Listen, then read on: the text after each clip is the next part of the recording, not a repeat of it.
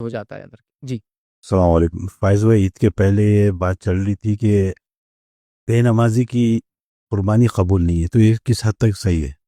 میں نے سمجھا کہ بے نمازی کی قربانی قبول نہیں ہے، اس سے پہلے یہ بات چل رہی تھی کہاں تک صحیح ہے. یہ بات بالکل عموم ہے، عام ہے کہ بے نمازی کی کوئی عبادت قبول نہیں ہے، قربانی تو کیا.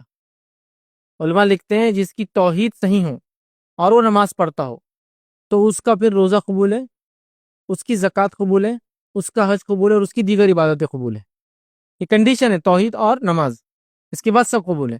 تو وہ بات بالکل صحیح ہے. جس نے قربانی کیا لیکن نماز ہی نہیں پڑھتا اس کی قربانی بھی نہیں.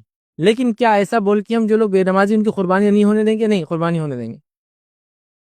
لیکن یہ بات یاد رکھیے وہ لوگ کہ ان کو اجر نہیں ملے گا، اس کا نہ زکوٰۃ کا ملے گا، نہ روزے کا ملے گا، نہ حج کا بھی نہیں ملے گا، اس کا بھی نہیں ملے گا. لیکن کیا ان کو ہم زکوٰۃ دینے سے، حج کرنے سے، روزہ رکھنے سے روک دیں؟ نہیں، روکیں گے نہیں ہم، وہ کرتے رہیں گے. لیکن یہ بات بتائی جا رہی ہے کہ قبول تو نہیں ہونے والی.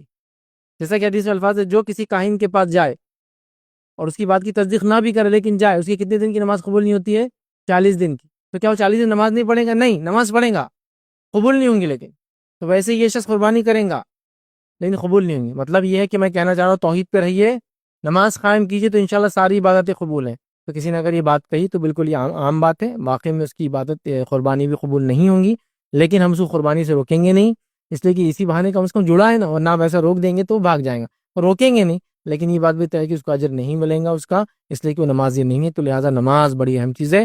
توحید اور نماز کے بعد ہی دیگر عبادتیں انسان کی قبول ہوتی ہے. انشاءاللہ